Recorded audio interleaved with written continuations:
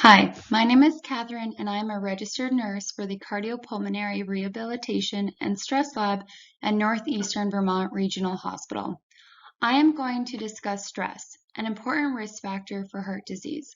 I will go over the ways that stress can affect your body and what you can do to help reduce stress in your life. To get started, what is stress? It is a normal reaction to the changes and demands of your life. It is a mental, emotional, and physiological response to a circumstance. There are two types of stress. The first is eustress, or positive kind of stress. This stress is usually short-term and energizes someone to achieve a goal. Someone with eustress may view a circumstance as a positive challenge or something they can handle. The other type of stress is called distress. Someone with distress may view a circumstance as a threat and something they cannot handle.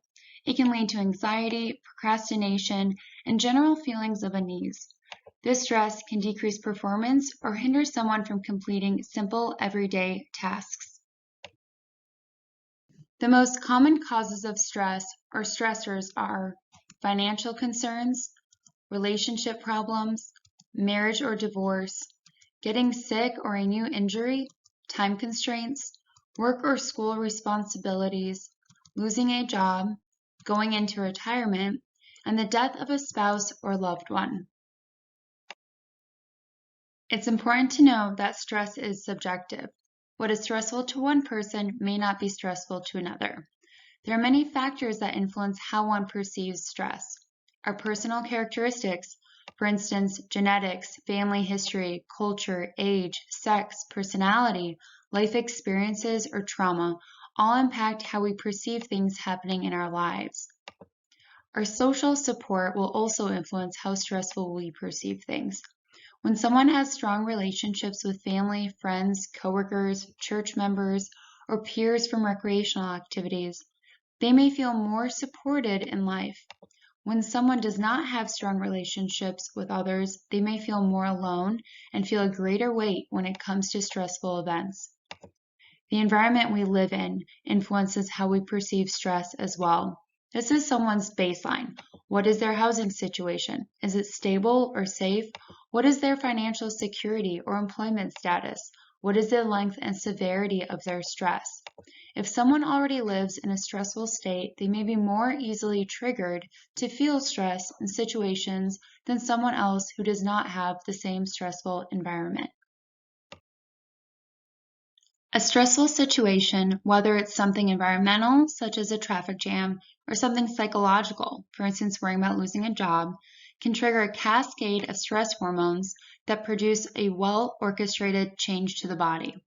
A stressful incident can make the heart pound and breathing quicken, muscles tense, and beads of sweat appear. This combination of reactions to stress is known as the fight or flight response because it evolved as a survival mechanism, enabling people and other mammals to react quickly to life-threatening situations. The careful, near-instantaneous sequence of hormonal changes and physiological responses helps someone to fight the threat off or flee to safety. Unfortunately, the body can also overreact to stressors that are not life-threatening, such as those traffic jams, work pressures, long lines at the grocery store, or family difficulties. If this repeated activation of stress response occurs over the years, it can lead to chronic stress. Chronic stress takes a major toll on the body and affects many different systems. Chronic stress increases muscle tension. Over time, this can lead to sore muscles, backaches, and headaches. Chronic stress also makes it harder to fall asleep and stay asleep at night. Stress keeps 40% of American adults laying awake at night. Long-term stress also increases anxiety, feelings of sadness or hopelessness, and can lead to depression. Chronic stress will also weaken your immune system over time. This leaves you more vulnerable to illness or infections. It can also worsen symptoms of a sickness. Stress causes your liver to release extra glucose or sugar into the bloodstream to use as fuel or energy for either fighting or fleeing. Over time, your body may not be able to keep up with the extra sugar bursts. This will increase the risk of developing type 2 diabetes. Stress can also upset your digestive system, increasing the production of stomach acids. This leads to heartburn or acid reflux. Stress also affects the way food moves through the body. People may have fluctuations of diarrhea, constipation, nausea, or vomiting. Chronic stress can interfere with the reproductive system too. It can hinder sperm production, cause erectile dysfunction, and increase the risk of infections for male reproductive organs. Chronic stress may impact female menstrual cycles as well, causing them to be more painful, heavier, or irregular. It can magnify the symptoms of menopause or decrease sex drive or libido as well. And of course, stress will impact your cardiovascular health as well. People who report feeling permanent stress at home or work are twice as likely to suffer a heart attack. Again, it's normal for someone to feel stress from time to time, but if stress becomes frequent or chronic, it can become a risk factor for heart disease. This is because stress hormones make your heart work harder as it increases your heart rate and blood pressure. It causes inflammation to the coronary arteries, which affects cholesterol levels. This increases your risk for having a heart attack or stroke. Chronic stress can also lead to unhealthy habits, depending on how you cope with stress. It can cause some people to overeat or eat less, to drink, to pick up smoking or to smoke more than usual, and can decrease their exercise. All these behaviors impact your cardiovascular health. As you can see, it is very important to know how to manage the stress in your life and learn what works best for you. The first thing you can do to help manage stress is to identify the causes. Pay attention to your state of mind and body every day. If you start to feel stressed, stop and ask yourself what triggered this. Once you know what causes your stress, you can create a plan to reduce it. For example, if you have a long list of things to accomplish in one day, and you start to feel stressed as the day goes on and you are running out of time, perhaps try to set limits on what you can do. Assess your priorities and eliminate tasks that are not as important or that can wait the next time you create your to-do list. If you notice you are beginning to feel stressed, you can also pause before you react and try to take some deep breaths. Deep breathing and relaxation activate a different part of your nervous system, which sends a signal to your brain to tell the anxious part that you're safe and don't need to use a fight or flight response. If you are able to, also go on a short walk or do a quick physical activity. It can help build off steam. Physical activity also produces endorphins, which act as a natural mood booster. This can give you a fresh perspective on the stressful circumstance. If time allows, also write down your stressful feelings and the goals or outcomes you hope to accomplish. Write down your intentions. This activity can slow your mind and racing thoughts down and allow you to focus on what's important. It can help you realize what is out of or in your control. Another important and effective strategy to help reduce stress is to rest your mind. Find activities that are relaxing to you.